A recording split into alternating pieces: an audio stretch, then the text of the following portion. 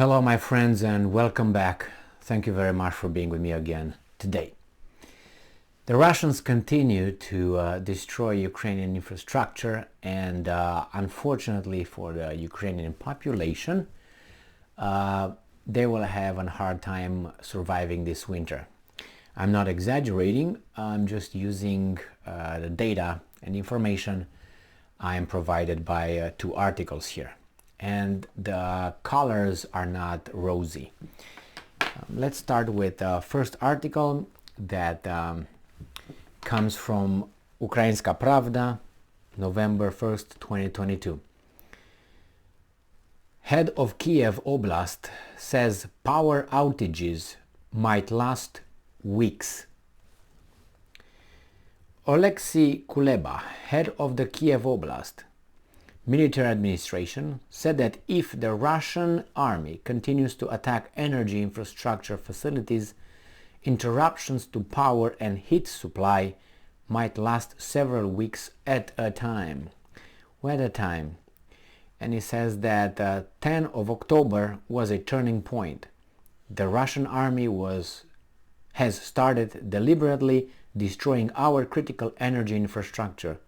Our understanding is that Kiev Oblast is taking the hit, but it is the city of Kiev that is being targeted. The Russians are attacking it in order to cut off power in Kiev. Well, I don't think the turning point was October 10th. I think I would go 1 day or 2 days before October 10th when someone, we don't know whom, the Russian claim it was you, blew up some critical infrastructure in Russia, or however you want to call it, in Crimea, the Kerch Bridge. So you were warned, weren't you, by Dmitry Medvedev. If you hit anything over there and you attack the Kerch Bridge, you're gonna have the day of doom or something like that. Well, you did it. This is the consequence. Should you have done it? I don't know. If it's war, it's war, right? But then don't cry if those guys are becoming, hitting you 50 times harder than you hit them. Because basically this is what happens right now. As I said, I'm not sorry for the guys in charge of the Ukrainian nation whatsoever. They have no allegiance. I'm just upset that the Ukrainian nation is just used as it is and is going to be slaughtered and suffer.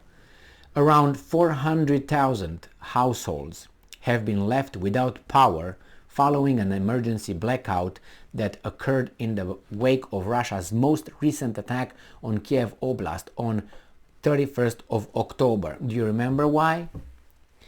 Is it because some drones flew out of a commercial ship, right, in Odessa port area, this is according to Russians, but the other ones are keeping their mouths shut, use the safe area corridor, and then they veered toward Crimea. This is what the Russians say.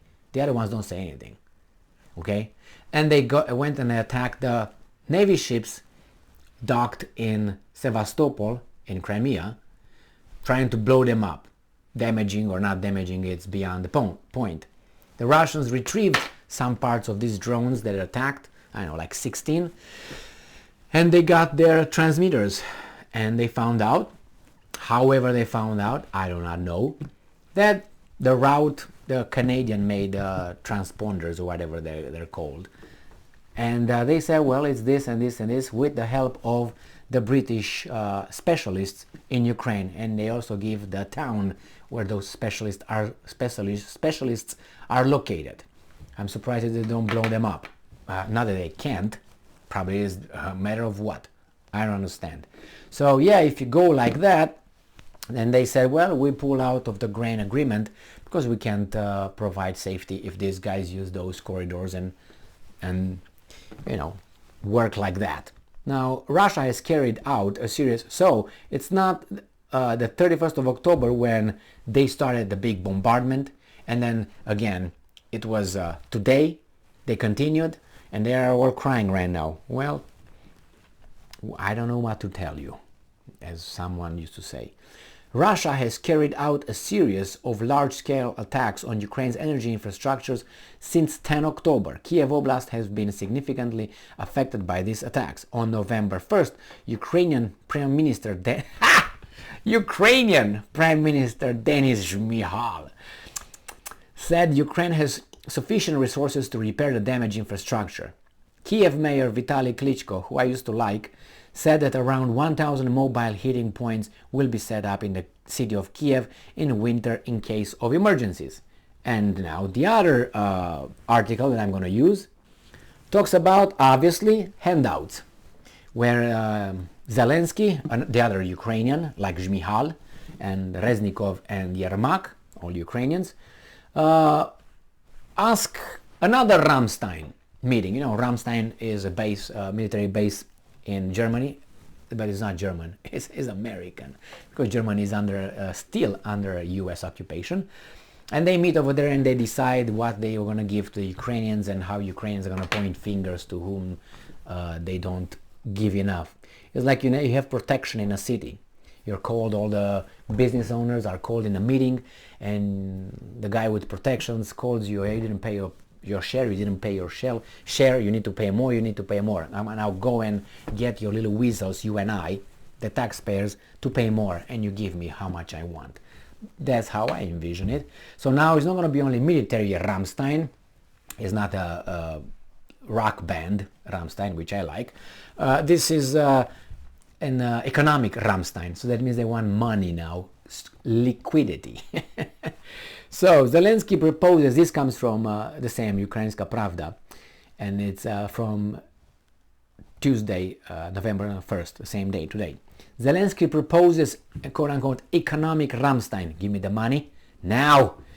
40% of energy infrastructure damaged. So he claims that 40% of the Ukrainian infrastructure was damaged by the Russians in 20 days. 20 days. Could the Russian have done that earlier? Yes. Why didn't they do it? I think they were perfectly fine doing it before. Why didn't they do it? Why did they do it only now? Is it because the winter is coming and it's hard to repair it? Could be. Or it's because they said, if you're gonna hit the Kerch bridge, we're gonna you up. And this is the consequence. Is it a coincidence? I don't know. Maybe the Russians blew up their own bridge so they can have the reason to claim that, according to that situation, we're gonna damage you. Not impossible. Not impossible at all. Any military in the world will do that. It's been done before. It is done probably right now, and it will be done in the future. So no surprises here. 40% of the Ukraine infrastructure blown up. It's okay. Well, fight other people's wars. It makes me, angry because I see the way things go. And I'm looking at Ukrainians, I'm here and very nice, everything is cool, I'm relaxed, I have no problems, nothing like that. And those guys over there are just desperate. Because of some people who stay in some big chancelleries with Cuban cigars and, bourbon whiskey, and, dictate how those people in Ukraine will disappear. Will be exterminated. Oh my God. Well, and then the problem is that a lot of Ukrainians really believe that they fight for themselves. That's what is another, but what can you do? As we think that we are so intelligent, you and I, we suck some bonbons as well that we don't even realize.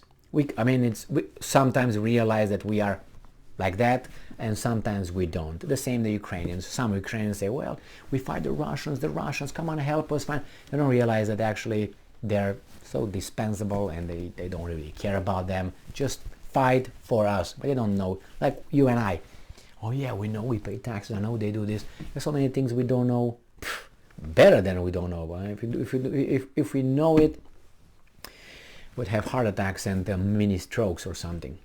Thank you very much for being with me again today. Stay strong, stay smart, look for the truth, and be just.